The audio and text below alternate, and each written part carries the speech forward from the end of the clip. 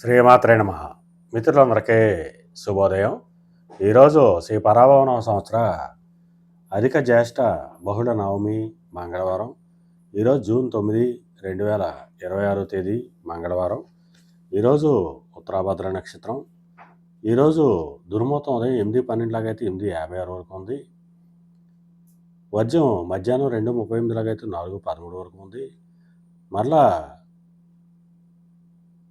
దుర్ముహూర్తం రాత్రి 10:51 లాగైతే 11:34 వరకు కూడా దుర్ముహూర్తం ఇవ్వడం జరిగింది.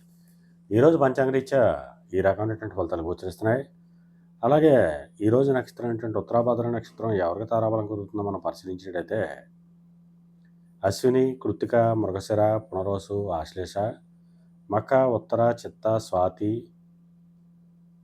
విశాఖ, జ్యేష్ఠ, మూల, ఉత్తరాషాఢ, ధనిష్ట, పూర్వభద్ర, రేవతి.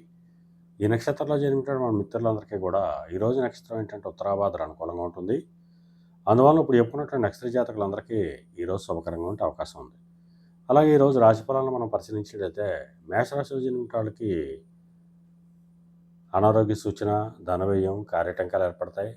వృషభ రాశిలో జన్మించిన వాళ్ళకి చేసేటువంటి వ్యాపారాలు లాభసాటిగా సాగుతాయి. మిథున రాశిలో జన్మించిన వాళ్ళకి ఉద్యోగ అవకాశాలు పెరుగుతాయి. కర్కాటక రాశిలో జన్మించిన వాళ్ళకి పితృరాజధానికి సంబంధించిన శుభవార్తలు ఉంటారు.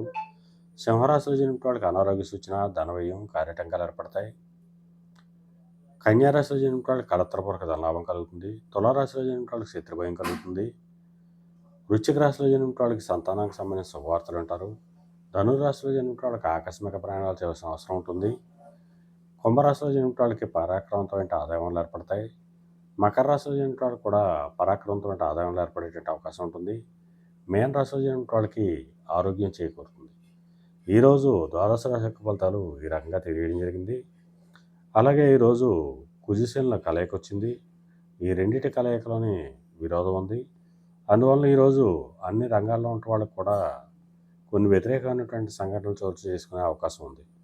అందువల్ల అందరూ కూడా అప్రమత్తంగా ఉండవలసిందిగా తెలియజేయడం జరుగుతుంది. అలాగే ఈరోజు 9వ తారీఖు మంగళవారం. అందువలన తిథి కూడా నవమి. అందువలన సుబ్రహ్మణ్యేశ్వర స్వామిని, షణ్ముఖుని తేనెతో కానీ చిరకరసంతో కానీ అభిషేకించినట్లయితే సర్వశుభాలు కలుగుతాయని చెప్పి శాస్త్రీత్యా తెలియజేయడం జరుగుతుంది. అలాగే మరలా రేపు శుభోదయం కార్యక్రమంలో మరిన్ని విషయాలు తెలుసుకుందాం. అంతవరకు మన మిత్రులందరికీ మరొకసారి శుభోదయం.